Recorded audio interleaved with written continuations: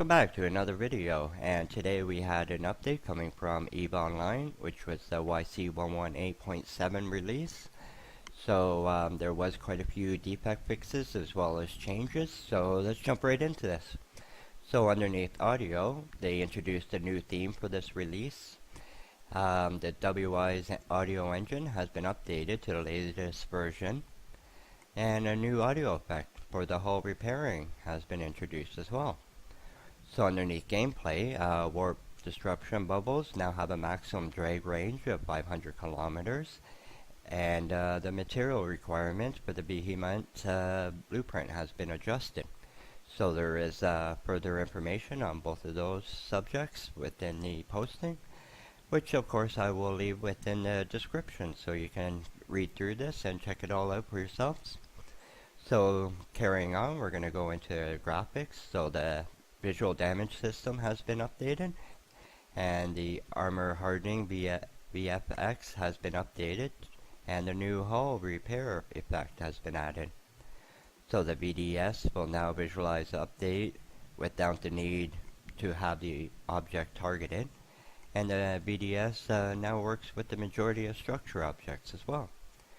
So with the world objects, they received being converted over to the latest PBR shaders, and a new rendering technique has been implemented to improve celestial cloud performance for the DX11 client.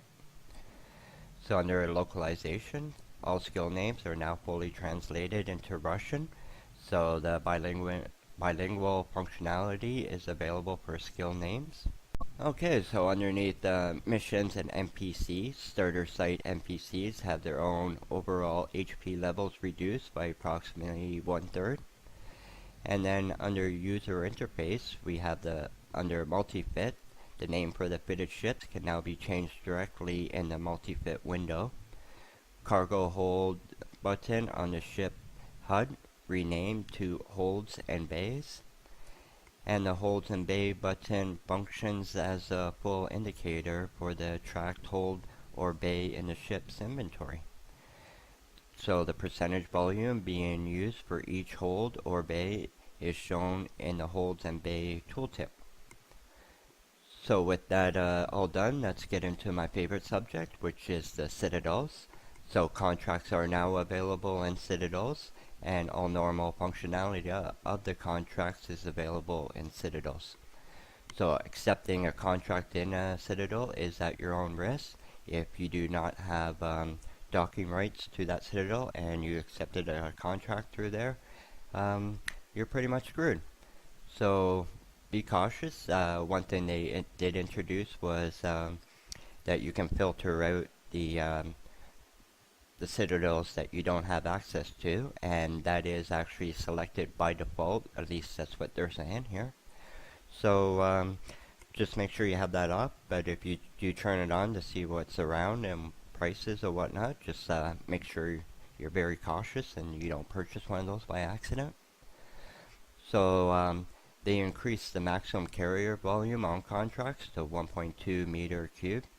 1.2 million meter cube, and they increased the maximum number of item stacks in contracts to 500, and they increased the maximum contract S value to 10 trillion S.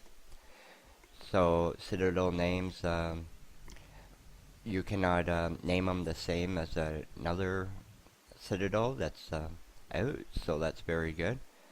It is now possible to search for citadels through people and places as well now. And citadel names now will always include the system name as the first part.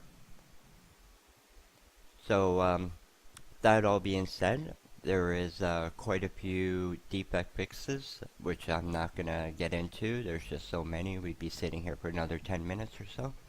So like I say, I'll leave the link within the description. I definitely recommend that you come in and just kind of give this an overlook and look what actually is suited for your gameplay, and just be aware. So with that being said, that's the end of this video, and I hope you have a great day, fly safe, and until next time, you have a good one. Okay, bye.